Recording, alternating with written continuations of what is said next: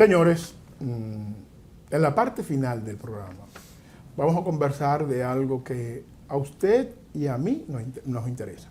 Tanto a los individuos, a los contribuyentes que hacen sus impuestos personales, como a los negocios, sobre todo los pequeños negocios.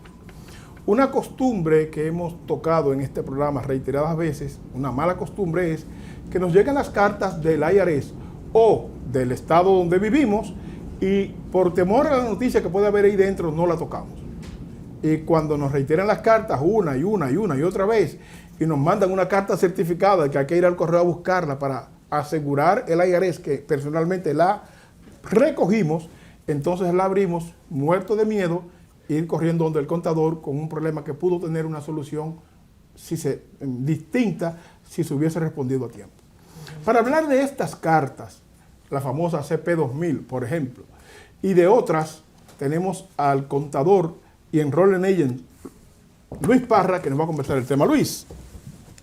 Saludos. Hermano, un placer tenerte aquí. Un placer para mí compartir en tu programa y en vez de meter miedo, pues aclarar dudas, claro, ¿verdad? Porque cada vez que hablamos de impuestos, de auditoría, hay un sentimiento de... Hay dudas, pero también hay un temor de que si me pasa a mí, ¿qué debo hacer? Así que vamos a hablar. Y sobre todo, porque si llegó la carta, eso no hay forma de evadirlo. Yeah. Eso es ineludible, eso hay que darle el frente. Y mientras más temprano, mejor. Yo creo que ahí comienza todo. Primero, nuestro sistema de correo es de calidad, ¿verdad? Muy eficiente. Falta como todo en la vida y más en este país. Pero la eficiencia del correo permite, como bien tú dices, tomar acciones de prevención. Me llegó la carta, abro la carta y generalmente las cartas, hablando exactamente de auditoría, pues no comienza ahí la auditoría. Es un proceso. Así que me dan unos días, me dan un teléfono, me dan un nombre de contacto y esa persona está esperando por mí en un tiempo predeterminado. ¿Qué pasa si pasa la fecha? Y a veces, incluso antes de la auditoría, te mandan una carta pidiéndote documentos que si tú los envías, posiblemente la auditoría no llega. Tú te puedes adelantar. Entonces, aquí es bien importante, tú lo presentaste de un modo, pero ahora lo voy a sofisticar un poco más. Okay. La fecha, el periodo que dice la carta. Así que si tú me pediste algo y por alguna razón no lo pude producir, como bien tú dices, vamos a asumir que no lo pude hacer. Pero si me llegó la carta de responder, en la parte superior, generalmente en el centro de la carta, como cualquier carta, está la fecha de emisión. Y una característica que tienen estas cartas, que no son automáticas, son hechas a mano por el oficial. Obviamente, a mano significa que él la redactó, la puso en el sistema. Generalmente esas cartas llegan cualquier día de la semana. O sea, que no es una carta automática. Que no es una carta automática. Es una carta que se le asignó a un auditor. Se le asignó al auditor, él va a poner su número directo de teléfono, no es un 800 a ver si alguien le contesta. Va a poner su número de empleado, estamos hablando todo del gobierno de la IRS, del gobierno federal, y va a poner su número de fax y su número de empleado. Así que él te va a dar detalles para que tú lo llames. Llegó la carta. ¿Y por qué es importante saber cuándo llega la carta? Porque las cartas de cobro llegan generalmente con fecha de los lunes. Yo no sé si tú lo has visto. No he pensado en busca algunas cartas de unos clientes y generalmente, como son automáticas, es todo un sistema, que la carta sale, un ejemplo, el martes 10 y va a llegar el lunes siguiente. Y tú dices, pero tú no sabes cuándo sale. ¿Por qué? Porque las cartas de la IRS no tienen sello de correo, excepto que una persona esté trabajando contigo y te envíe algo específico. Y uno dice, wow, y eso es importante. Eso es bien importante, porque generalmente cuando yo te envío una carta, el sello de correo tiene un factor, tiene una determinación. Hey, Samuel, te mandé una carta hace 10 días y tú dices, mira, no la he recibido. Y uno, si es de cobro, nunca la recibimos, ¿verdad? Pero yo tengo el sello de correo. Cuento que el IRS se conoce perfectamente bien. Eso no existe, dije que no, que estaba lloviendo, que estaba... Tú le dices a un policía, yo soy inocente y eso le da ni frío ni calor porque eso lo oye 30 veces al día. Eso es entrar por aquí, como dice. Entonces, comencemos por lo básico. Eso es lo básico. La carta, obviamente, es un sistema electrónico, pero lo que queremos decir es que una persona está encargada de esa carta. Se le asignó. Y por eso tiene sus datos. La tarea, claro. Que se ve como una carta tradicional electrónica, de esas que son genéricas, le llaman. Pero este no es el caso. Bueno, ya tenemos la carta, ¿y ahora qué hacemos? Ya hay que abrirla. A ti te ha pasado, a mí, a otros compañeros. ¿Cuántas veces? ¿Usted quiere que yo abra la carta? Sí. Y la gente tiembla. ¿Y por qué? ¿Qué le pasa? Te la traen cerrado para que tú la abras. Para que tú la abras. Porque se supone que cobremos por eso. Y hoy le voy a abrir la carta y dice, esto no es un cobro, es un recordatorio de tal cosa. Ay, señor, yo pienso que le debo cobrar la consulta, 150, 200 pesos, porque ocupó mi tiempo. Así Claro. que si esa es la situación y tú abres la carta y exactamente es una auditoría, en general muchos contribuyentes tienen las habilidades con el idioma y lo pueden leer. Si no lo tienen, no se quede, como tú decías, no se quede ahí. Acuda a su oficina de servicio, si tiene una, o si no, busque un profesional como yo. Y hay gente que le puede ayudar de inmediato. Claro. Porque viene en la fecha. Y esa primera carta generalmente da 10 días para que usted llame. Si usted no llama, pasan otros 10 días y después le mandan una carta un poquito más color rojo. Ya no es tan suave el texto, ya está diciendo... Ya no es tan amigable como la primera. Ya no es tan primera. amigable, yo te escribí, no me llamaste. Entonces, ¿por qué es tan importante esa primera llamada? Es una comunicación de minuto con el oficial. Oh, gracias por la carta. Ok, mira, yo voy a contratar un contador, una persona...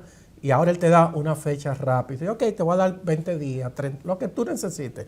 Y ahí comienza todo un proceso de atención que se puede interrumpir, tú lo puedes abandonar, pero ya está en el camino de la responsabilidad. Ya el oficial que te asignaron para tu caso entendió que tú diste la cara. Ya tú tienes y la eso carta. tiene un peso. Y por eso es que tú lo llamaste, y eso tiene un peso de cumplimiento. Claro, tiene un peso porque vio que tú no evadiste tu responsabilidad.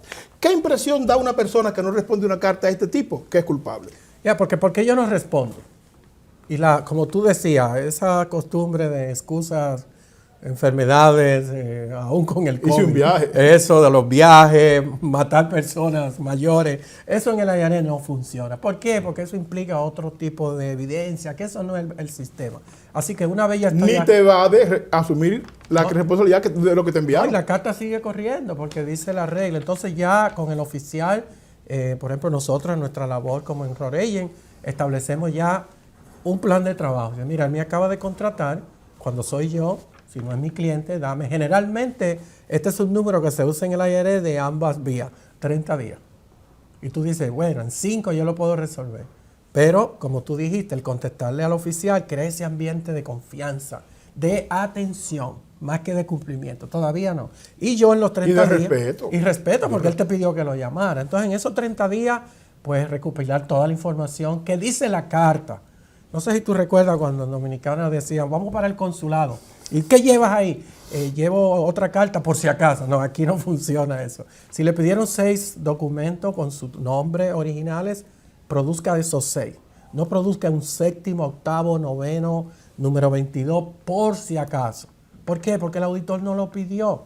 Produzca todo lo que le den y vaya en el momento que sea, en el modo que sea, si es por correspondencia, si es en persona, si contrata a alguien. No se envían originales, solamente se envía la copia. ¿Y por qué hay que hacerlo así? Lo ideal sería prevenir eso. ¿Y cómo se puede prevenir? Asegurarse que su declaración de impuestos contiene exactamente su vida financiera del año pasado. Por ejemplo, los ingresos. No inventar los ingresos para calificar para un préstamo. Hace un momento hablamos, ¿verdad?, de comprar vehículos fuera del país. No haga eso. Los gastos. No infle los gastos. El caso de los PPP. La cantidad de problemas que hay. Los problemas que tenemos con los PPP. Un montón de gente que se inventó payroll que no tenía para calificar para eso. Eso va a dar unos problemas enormes. Ya se están viendo por ahí algunos casos. Entonces tenemos los gastos, tenemos los costos de producir. Si tú tienes una manufacturera, un bakery, que tú produces los bizcochos, el pan, que las cosas sean reales. Y los gastos personales. En nuestro mundo de pequeños negocios, yo lo quiero llamar, yo no creo que es ignorancia, es como un ambiente de complicidad, que tú lo haces, yo lo hago y más gente lo sigue haciendo, de tomar el ingreso del negocio y usarlo como personal. Entonces, ¿qué es lo que sucede? Si tú pudieras prevenir esa carta sería más fácil. No, pero lo que tú acabas de decir es importante, es muy valioso y los pequeños negocios que nos están viendo es bueno que entiendan eso que tú estableces. Es que tenemos que separar el gasto de negocios de los gastos personales. Es que yo no puedo como dueño de negocio, usar la cuenta de negocios para ir a Macy's, por decir una tienda, comprar para mí, la ropa para de mi mis hijos y familia, mi familia. a mi familia. Entonces es un tema y pretender que eso se ponga como un gasto del negocio. Por eso yo le llamo de complicidad más que de ignorancia. Creo que el término ignorancia significa no conocer algo, Claro. pero no esconderse detrás de algo. Que son dos. Entonces la complicidad trae pues consecuencias generalmente económicas. Así que si le respondemos al auditor, le enviamos lo que él pidió, él tendrá tiempo de evaluar. Generalmente pasa un tiempo que él no te dice 30 o 60 días. Tú tienes que darle cada 15 días, señor, señora, ¿cómo está? ¿Cómo va mi caso? O si soy yo que lo represento. Dice, ok, cuando él toma la decisión, pueden pasar varias cosas. La primera, que no cambie nada, porque le satisface todo lo que tú le enviaste. Ok, y te manda una nota que tiene un párrafo, no pasa de 5 líneas, porque no hay nada.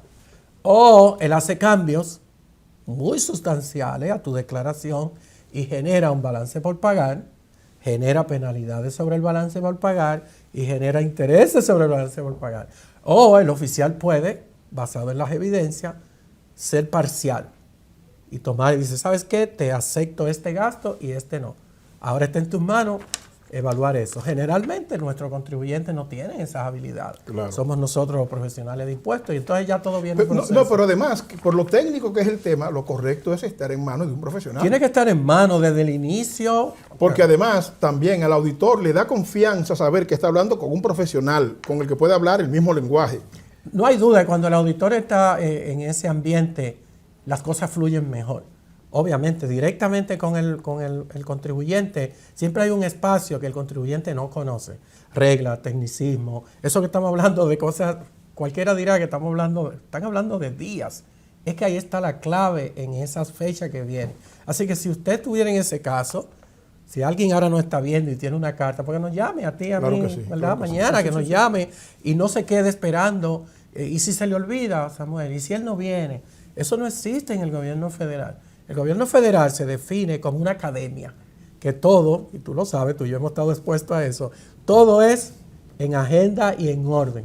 Puede pasar un día algo, pueden pasar 2 días, pueden pasar 3, pueden pasar varios días, que no sea por pandemia. Entonces, academia significa un orden, y el IRS es campeón, reglas. Todo en el IRS. Siempre pongo el ejemplo de cuando a ti y a mí, y a un grupo de compañeros más, nos tocó ir a conocer los auditores del estado de Nueva York en Albany, que nos dimos cuenta del mecanismo y de la forma en que se manejaban las cosas y lo lejos que estábamos nosotros, y eso fue como en el 2008, 9, eso 10, no por ahí hace 12. muchos años, y nosotros pensábamos que... Era otra cosa. ¿Y qué es lo que ellos hacen? Pero además, y ellos dijeron, ¿qué era? ustedes saben lo que nosotros hacemos, y nosotros como uno dice, como oveja, uno dice así, como una oveja significa como un escondite. Claro, no, tranquilo, no pasa entonces nada. uno como que nos escondimos un poquito, pero dijimos, claro, eso fue un ejemplo maravilloso, fue una experiencia profesional para todo ese equipo que estuvimos ahí en las oficinas en Albany, con el comisionado de finanzas que trajo su equipo. Entonces, así mismo funciona si tú contratas un profesional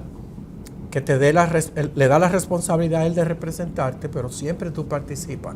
Y no va a pasar la auditoría a favor o en contra porque tengas a alguien, pero no hay duda. Primero está tu tiempo. Tú trabajas, atiendes tu negocio. Tú vas a tener que dedicar esas horas cuando él te llame. Luis, te propongo que una vez al mes vengamos a hablar del tema. Vamos a hablar de varios temas una vez al mes. Y te propongo que tengamos un tiempo mayor que el de hoy, porque la gente nuestra necesita entender esto. Ustedes que disfrutan este espacio y que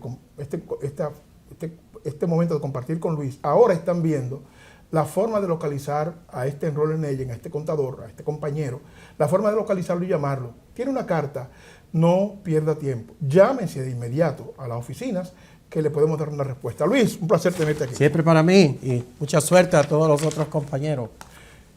La semana próxima seguimos con mucho más Hechos Opiniones.